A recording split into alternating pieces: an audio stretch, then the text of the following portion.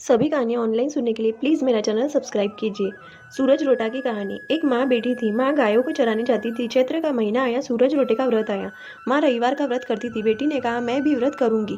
माँ ने कहा, तू क्या करेंगी? बेटी ने जिद किया। तब माँ ने कहा, अच्छा है, अच्छा मैं गायों को चरा कर आती हूँ, तुम 2 रोटे बना लो, मैं गाय चरा कर आऊंगी, फिर पूजा करेंगे। बेटी ने ऐसा ही किया। माँ का रोटा तैयार हुआ। इतने में सूरज भगवान एक साधु का वेश धारण करके आए और आवाज़ लगाई, घर की देवी भिक्षान देही।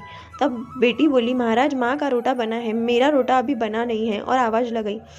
बेटी ने मन में विचार किया कि घर में आया हुआ साधु भूखा जाएगा। तब बेटी ने माँ के रोटे में से थोड़ी कोर खांडी करके टुकड़ा तोड़कर साधु को दे दिया। माँ गाय चराकर घर आई। तब बोली, ला बेटी, भूख लग गई है, रोटा दे। बेटी ने थाली में परोस दी। खांडा रोटा देखकर माँ ने पूछा। तब बेटी बोली, एक टुकड़ा तोड़कर साधु को दिया है। इतना सुनते ही माँ क्रोधित होकर बेटी पर बिगड़ी और जिद पकड़कर पागलों के जैसे बोलने लगी, धी बेटी रोटो दे, पन सागी रोटो दे, पन पूरो रोटो दे, धी रोटो दे, रोटा माँ की कोर दे, मेरा दे और सागी दे। इस प्रकार माँ बारंबार पुकारती सारी नगरी में घूमने लगी। इस बात की रट लगाई। बेटी ने बहुत मनाया कि तुम मेरा ले लो, पर वह नहीं मानी। बेटी सुन सुनकर बेजार होकर वहां से भागी। पीछे पीछे उसकी माँ पागलों की तरह पुकारती चली गई। लड़की भागती भागती वीरान जंगल में पहुंच गई। डर के मारे विश्राम करने के लिए एक पीपल के झाड़ पर चढ़ कर बैठ गई। ऐसे करते करते 2-4 दिन हो गए। वह भूखी प्यासी बैठी थी। सूरज भगवान को उस पर दया आई। सूरज भगवान ने पानी का लोटा और चूरमा के लाडू की कटोरी उसको भेज दी। एक दिन गांव के राजा का कंवर शिकार खेलने गया।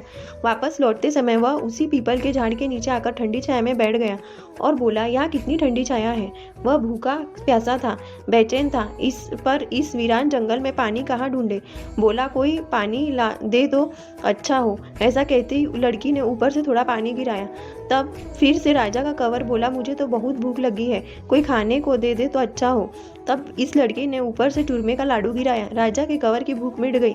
वह कंवर विचार करने लगा, यहाँ कोई है। ऐसा विचार करके अपने सिपाहियों से बोला, ऊपर कोई आदमी है, जाकर देखो। सिपाहियों ने झाड़ पर चढ़कर सब तरफ देखा, पर उन्हें कुछ दिखाई नहीं दिया। तब राजा का कंवर स्वयं ऊपर चढ़कर पत्तों पत्तों में देखने लगा। तब यह लड़की बैठी हुई दिखी। राजा का कंवर बोला, तुम कौन हो? भूत हो कि पलित हो? देवता हो कि मानव हो? लड़की बोली, मैं मानव हूँ, साहूकार की बेटी हूँ। राजा का कंवर लड़की को पूछने लगा कि तुम मेरे साथ विवाह करूंगी क्या?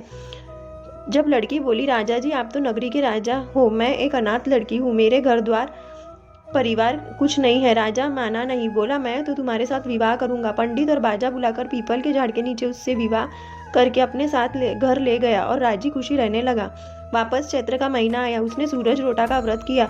रोटा, घी और शक्कर खाने लगी। जेठानियों से देखा नहीं गया। राजा से जाकर शिकायत की। राजा बोला, मैं आंखों देखी मानता हूँ, कानों से सुनी नहीं। जेठानियों ने राजा को आड़ से दिखाया। राजा कमरे में गया। राजा को देखकर उसने रोटा घुटने के नीचे छिपा लिया। राजा ने पूछा, घुटने के नीचे क्या है? उसने सूरज भगवान से प्रार्थना की, हे भगवान आप मेरी लाज रखना। घुटने के नीचे देखे तो सोने का चक्र था। राजा ने पूछा, यह तुम्हारे पास कहाँ से आया? रानी बोली, यह मेरे दुबले पियर की भेंट है। वह माथा धोकर झरोके में खड़ी होकर बाल सुखाने लगी। नीचे से माँ निकली। वह धी रोटा सागी कोर कहती घूम रही थी। बेटी को पहचान कर बोली, धी रोटो दे, पन सागी दे, पन पूरो रोटो दे, धी रोटो दे, रोटा माँ की कोर दे, मेरा दे और सागी दे। बेटी सोची, माँ मैं राजा की रानी हूँ, देश की धीरानी हूँ, लोग क्या कहेंगे। सिपाहियों को हुक्म किया। उन्होंने डोकरी को लाकर एक कोठे में बंद कर दिया। राजा को मालूम पड़ी रानी जी ने एक डोकरी को ताले में बंद कराई है। राजा बोला, रानी जी चाबी दो। इसने 6 कोठों की चाबी दी, 7वें कोठे की चाबी नहीं दी। राजा जी हट करके 7वें कोठे की चाबी लेकर कोठा खोलकर देखे तो सामने सोने की प्रतिमा खड़ी थी। जब राजा जी रानी जी को पूछने लगे कि यह क्या है, रानी ने उत्तर दिया, यह मेरे दुबले पियर की भेंट है। राजा के मन में आई, ऐसा ससुराल तो मुझे देखने जाना है। राजा जी बोले, मुझे आपका पियर देखना है। रानी बोली, राजा जी मेरा पियर कहाँ है? आप तो मुझे पीपल की झाड़ के नीचे से विवाह करके लाए थे। राजा जी माने नहीं, हट करके बैठ गए। तब रानी ने सूरज भगवान की प्रार्थना की, हे भगवान राज हट पूरा करो, और 1.25 प्रहर का पीरवासा मांगा। सूरज भगवान ने स्वप्न में आकर रानी को 1.25 प्रहर का पीरवासा पीपल के झाड़ के नीचे दिया। राजा रानी के पीहर गए। कंवर, नौकर, चाकर, हाथी, घोड़े, सामान सब साथ में लिया। जिस झाड़ के नीचे से रानी को लाए थे उस झाड़ के पास पहुंचे। आगे क्या देखते हैं, एक सुंदर नगरी बसी हुई है। वहाँ पूरा परिवार था। कोई कहता मासी आई है, कोई कहता बहन आई, कोई कहता बुआ आई, कोई कहता मासाजी आए, कोई कहता जीजाजी आए, कोई कहता फूफाजी आए, भौजाइयाँ कहती बाई जी आए। नगरी का नाम सूरज नगरी था। वहाँ घड़ियाँ घड़ रहे थे, जड़ियाँ जड़ रहे थे, दर्जी सी रहे थे।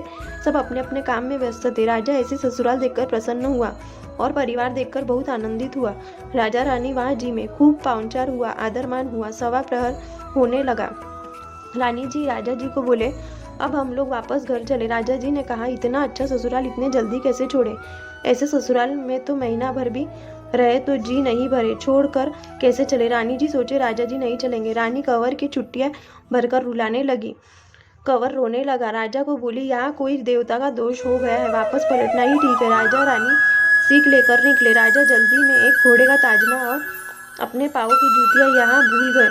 थोड़ी देर आगे गए, पीछे याद आया, तब वे बोले, रथ वापस फिर आओ, मेरा ताजना और जूतियाँ रह गई।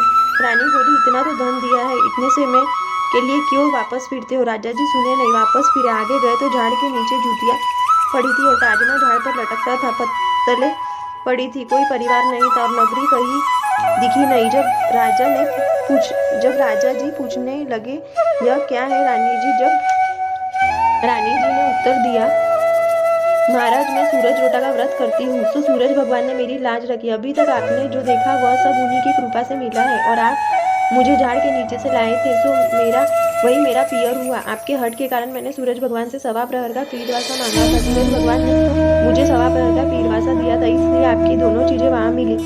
मेरी माँ का रोटा खांडा हुआ, इसलिए वह पागल हो गई। वह नगरी में आई थी, तब मैंने उनको कोठे में बंद करवा दिया, तब उसकी सोने की प्रतिमा हो गई। फिर राजा जी ने नगरी में ढिंढोरा पिटवाया कि चैत्र के रविवार को सूरज रोटा का व्रत करना। पीरवासा के लिए सब लोग सूरज रोटा का व्रत करने लगे। हे सूरज भगवान, उसको पीरवासा दिए, जैसे सबको देना उस पर कृपा की, वैसे सबको करना। कहानी कहने वाले, हुकारा देने वाले पर सब पर कृपा करना है भगवान। सकल को टूटना, सकल के छेड़े हाथ में टूटना। Please subscribe to my channel.